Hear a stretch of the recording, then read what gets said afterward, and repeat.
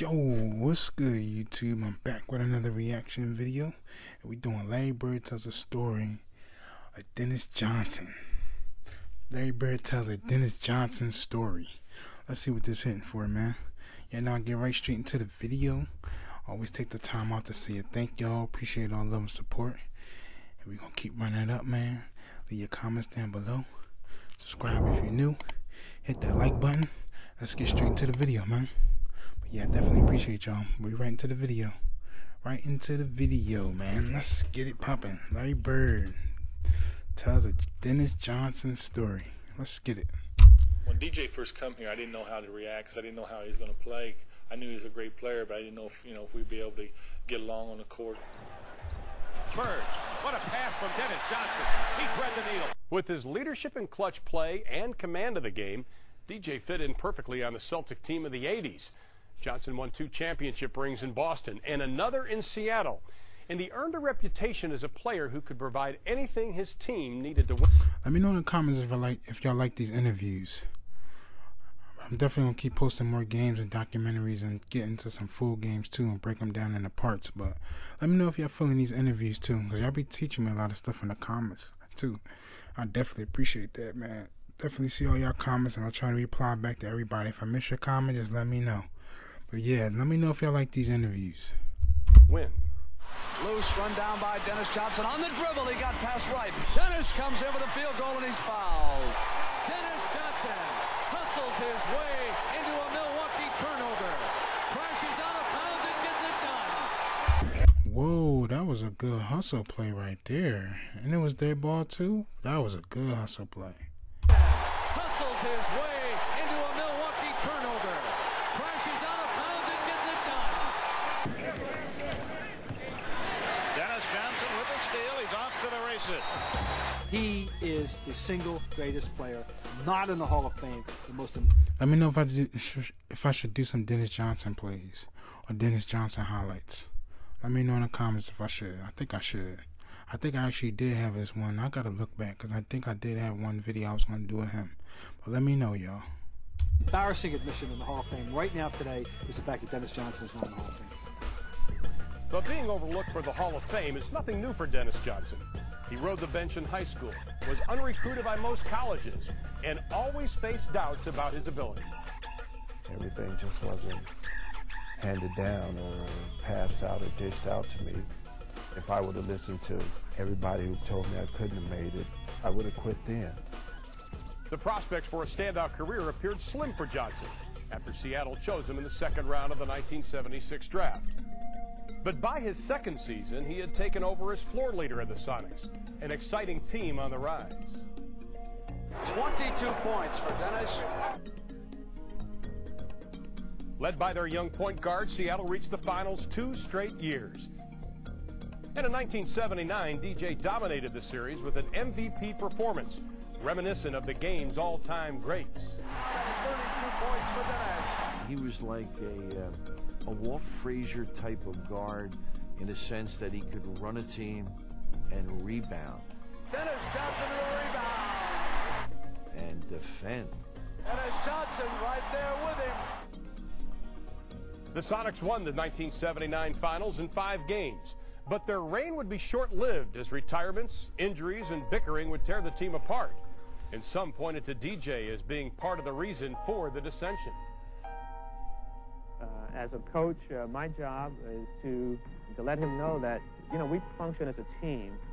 So we lose as a team, and we also win as a team. In 1980, the Sonics traded Johnson to Phoenix. There he continued to attain individual honors, being named to the All-Star team and the All-Defensive team. But questions remained about whether he could peacefully coexist within a team structure. Those questions came to a head when the Suns traded DJ to Boston in 1983 for journeyman center Rick Roby. When DJ first come here, I didn't know how to react because I didn't know how he was going to play. I knew he was a great player, but I didn't know if we'd be able to get along on the court. Bird, what a pass from Dennis Johnson. He thread the needle. Open is Dennis Johnson. And the Celtics are rolling right now. DJ answered all his critics, meshing perfectly with the Celtics and proving to be a consummate team player. other guards who came to Boston were intimidated by playing with Bird and Parrish and McHale and Maxwell because they were never sure, oh, am I supposed to pass to them? If I have a shot, is it okay for me to take it? Dennis Johnson never had a problem about self-esteem on the basketball court. If he had a shot, he took it. Johnson often had open shots at crunch time, and he made opponents pay with his clutch shooting. Dennis Johnson, who is simply marvelous, hit the last basket of the game. Double on Parrish, leaving Dennis Johnson open. For years and years and years, everyone says we're going to double off with Dennis Johnson, and then Dennis Johnson usually answers the bell.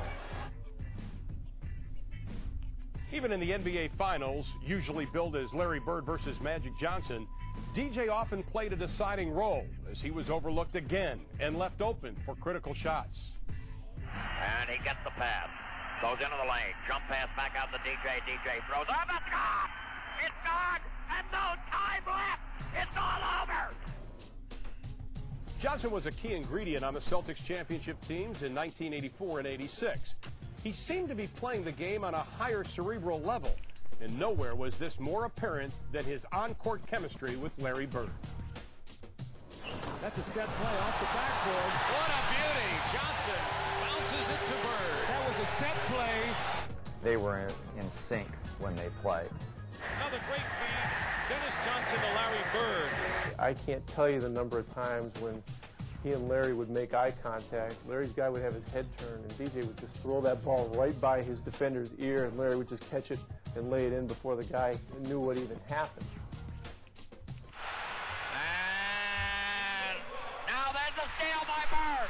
Underneath the DJ, lays it in. Right at 1 second left. What a play by Bird. The most vivid example of the Bird-DJ connection came in the 1987 playoffs against Detroit. It's often referred to as Bird's steal, but many still marvel at Johnson's brilliant instincts. Why is he there to get that pass? Bird made a great steal, but DJ made a great cut. What do y'all say?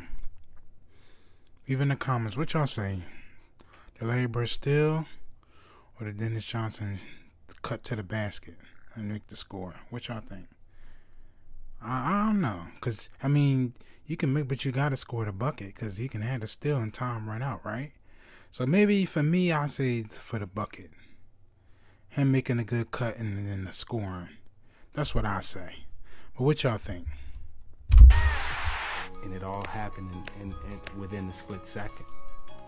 As Bird is going to get it this way, he's already reacted like he's in Bird's mind that he's going to steal. I mean, I was like, ooh, and then boom, I win. Just as soon as I got it, I'd seen a white jersey streaking down towards the basket, and I turned, and it was DJ, of course. Bird steals it! Johnson, layup, Boston, 1 second left! Oh my, this place has gone crazy! He's a big play man. He makes big plays when you need them. Battling his way to basketball greatness, Dennis Johnson earned respect at the highest level. You really don't know how good a guy is until he plays on your team.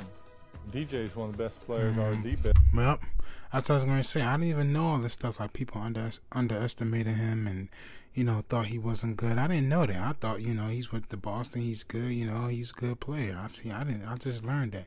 I didn't even know he was the Seattle Supersonics. I didn't know none of that. So I'm just learning something. Definitely just learned something. I didn't know, you know, I did not know that. Best player I ever played with. When Johnson retired, Celtic president Red Auerbach presented him with a watch. Red said he actually had 2 watches made. He sent one of them to the Suns for letting the Celtics have Dennis in exchange for Rick Roby. No question who got the better end of that deal, as DJ finished his career with 5 All-Star appearances and 5 selections to the All-Defense. Oh, wow, okay. That was it? Damn, they could at least let it finish. I guess that was it. But yeah, that was definitely good. I just learned something on Dennis Johnson. Excuse me. I definitely just learned something real good about him. Yeah, that was... I definitely got to do a couple of his clips too. Let me know what kind of clips I should do, like highlights, or y'all send me some videos, some good videos on him and what I should do. But I definitely did have something in the works I got to look back at my what I saved and everything. But yeah, man, that was definitely good. So now keep it short and sweet. Appreciate all love and support. I'm out of this, John, man. I love y'all. Let's keep running it up. Send me your videos, whatever videos you want me to react to, or videos you think is really good. I'm gonna keep looking up some good stuff too. But yeah, man, that's about it. I'm out of this, John, man. I love y'all. Peace.